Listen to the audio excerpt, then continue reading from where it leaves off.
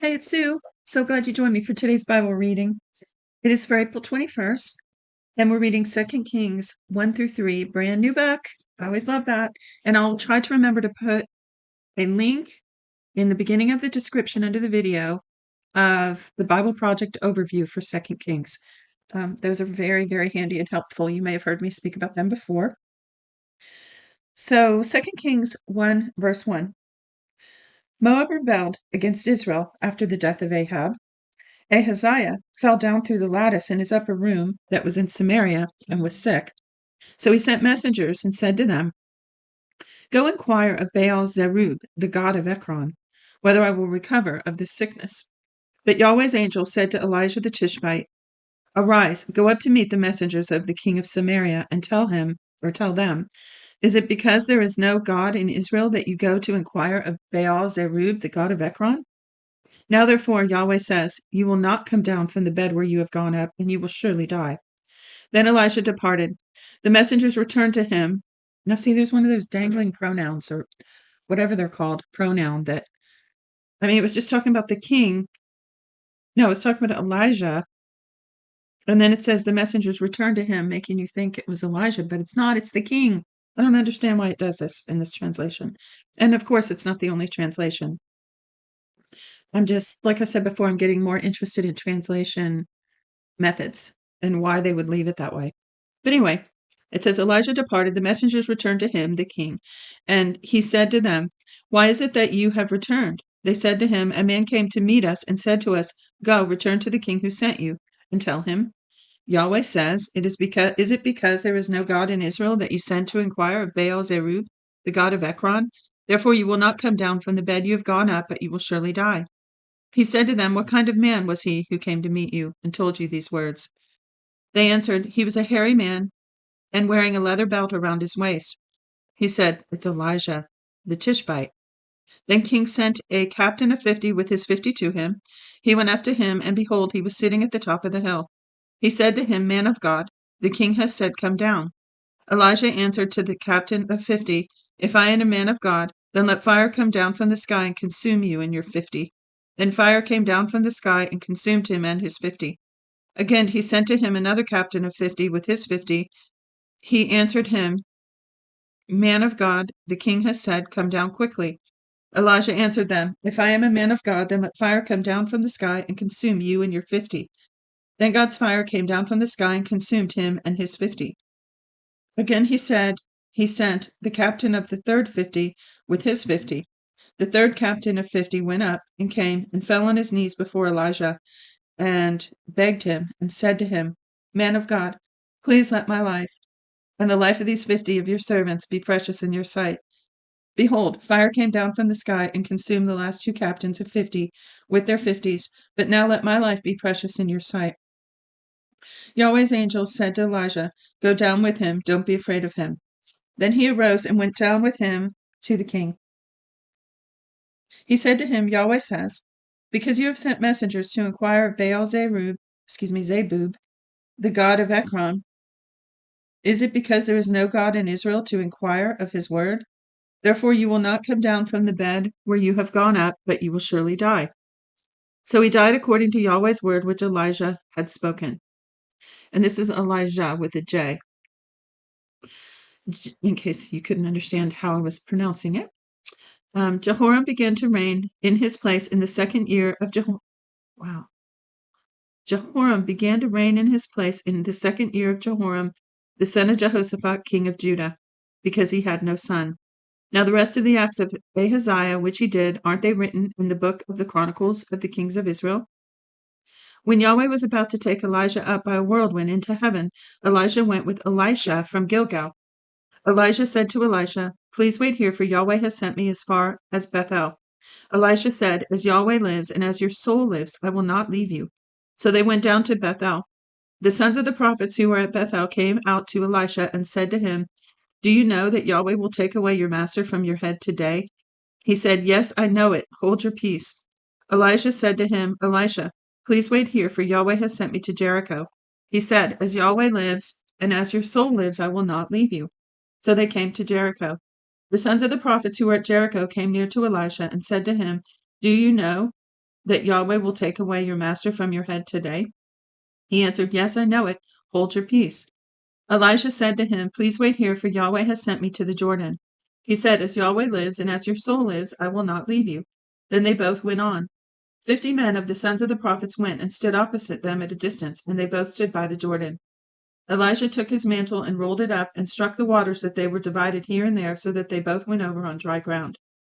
When they had gone over, Elijah said to Elisha, "Ask what I shall do for you before I am taken from you." Elisha said, "Please let a double portion of your spirit be on me." He said, "You have asked a hard thing. If you see me when I am taken from you, it will be so for you. But if not, it will not be so." Now, this is a dimension of reality that most of us can't grasp. I've heard different messages on this portion of scripture over the 40 years of walking with the Lord, and I love it. And there are a lot of lessons here, both practical and spiritual. Um, but what just occurred to me was just so many of the supernatural aspects here. The fact that Elijah already knew he was going to be taken away. They understood some principles about the spirit here that we don't grasp. How did he know that? Like, why did Elisha have to see it when it happened to get that impartation? How was Elijah just so cool walking along knowing somehow that he would be taken? So the interaction between heaven, the atmosphere or realm or dimension, was they had a different knowledge of it then, and they interacted with God. So, remember angels came? An angel came and talked to Elijah earlier in the chapter we just read, chapter 1. So they could come and go into this realm and out of this realm. And now Elijah is going to do that. And very interesting, very, very interesting. And the prophets knew something was going on. So this was a big deal. I mean, it's like the Lord had he warned the prophets in a couple different places, because they were in one region and the prophets there told Elijah his master was going to be taken. Then they went to another region and those prophets knew, and Elijah knew, and Elisha knew. So very interesting, really what to us is a mystery at this point. And the Bible gives other clues to these realms and this communication and travel between the realms. Remember, Jesus came back once he had resurrected and interacted in this realm. Very interesting. So let me find where I left off now. So he says, "If you see me when I'm taken from you, it will be so for you, but if not, it will not be so."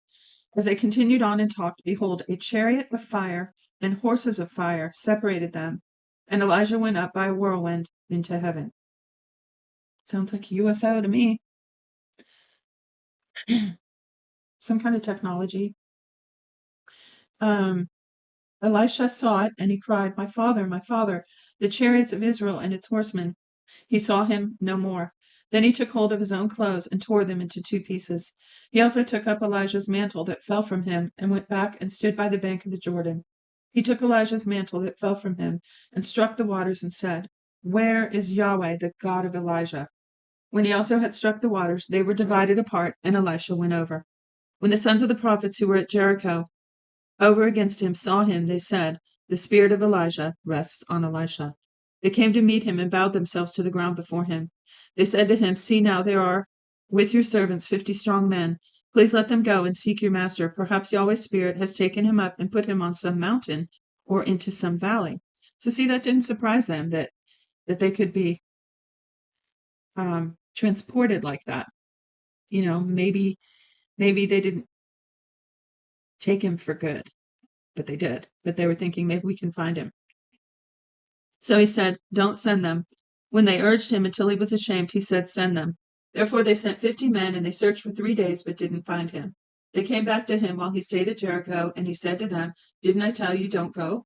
The men of the city said to Elisha, "Behold, please, the situation of the city is pleasant, as my lord sees, but the water is bad, and the land is barren." He said, "Bring me a new jar and put salt in it." Then they brought it to him. He went out to the spring of the waters and threw salt into it and said, Yahweh says, I have healed these waters. There shall not be from there any more death or barren wasteland. So the waters were healed to this day, according to Elisha's word which he spoke. He went up from there to Bethel. As he was going up by the way, some youths came out of the city and mocked him and said to him, Go up, you baldy, go up, you baldy. He looked behind him and saw them and cursed them in Yahweh's name. Then 2 female bears came out of the woods and mauled 42 of those youths. He went from there to Mount Carmel, and from there he returned to Samaria. Now Jehoram, the son of Ahab, began to reign over Israel in Samaria in the 18th year of Jehoshaphat, king of Judah, and reigned 12 years. He did that which was evil in Yahweh's sight, but not like his father and like his mother, for he put away the pillar of Baal that his father had made. Nevertheless, he held to the sins of Jeroboam the son of Nebat, which he made Israel to sin. He didn't depart from them. Now Mesha, king of Moab, was a sheep breeder, and he supplied the king of Israel with the wool of 100,000 lambs and of 100,000 rams. But when Ahab was dead, the king of Moab rebelled against the king of Israel. King Jehoram went out of Samaria. What is wrong with me? You're pronouncing everything wrong. King Jehoram went out of Samaria at that time and mustered all Israel. He went and sent to Jehoshaphat the king of Judah, saying, The king of Moab has rebelled against me. Will you go with me against Moab to battle? He said, I will go up. I am as you are, my people as your people, my horses as your horses. He said, Which way shall we go up? He answered, The way of the wilderness of Edom. So the king of Israel went with the king of Judah and the king of Edom, and they marched for 7 days along a circuitous route. There was no water for the army or for the animals that followed them. The king of Israel said, Alas, for Yahweh has called these 3 kings together to deliver them into the hand of Moab. But Jehoshaphat said, Isn't there a prophet of Yahweh here that we may inquire of Yahweh by him? One of the kings of Israel's servants answered, Elisha the son of Shaphat, who poured water on the hands of Elijah, is here. Jehoshaphat said, Yahweh's word is with him. So the king of Israel and Jehoshaphat and the king of Edom went down to him. Elisha said to the king of Israel, What have I to do with you? Go to the prophets of your father and to the prophets of your mother. The king of Israel said to him, No, for Yahweh has called these 3 kings together to deliver them into the land of Moab, the hand of Moab. Elisha said, As Yahweh of armies lives, before whom I stand, surely were it not that I respect the presence of Jehoshaphat, the king of Judah, I would not look toward you nor see you. But now bring me a musician. When the musician played, Yahweh's hand came on him. He said, Yahweh says, Make this valley full of trenches. For Yahweh says, You will not see wind, neither will you see rain, yet the valley will be filled with water, and you will drink, both you and your livestock and your other animals. This is an easy thing in Yahweh's sight. He will also deliver the Moabites into your hand. You shall strike every fortified city and every choice city, and shall fell every good tree, and stop all springs of water, and mar every good piece of land with stones. In the morning, about the time of offering the sacrifice, behold, water came by the way of Edom, and the country was filled with water. Now when all the Moabites heard that the kings had come to fight against them, they gathered themselves together, all who were able to put on armor, young and old, and stood on the border. They rose up in early morning, and the sun shone on the water, and the Moabites saw the water opposite them as the red was blood. They said, This is blood. The kings are surely destroyed, but they have struck each other. Now therefore Moab to the plunder. When they came to the camp of Israel, the Israelites rose up and struck the Moabites, so that they fled before them, and they went forward into the land, attacking the Moabites. They beat down the cities, and on every good piece of land each man cast his stone and filled it. They also stopped all the springs of water and felled all the good trees, until in Kir-Hareseth all they left was stones. However, the men armed with slings went around it and attacked it. When the king of Moab saw that the battle was too severe for him, he took with him 700 men who drew a sword to break through to the king of Edom, but they could not.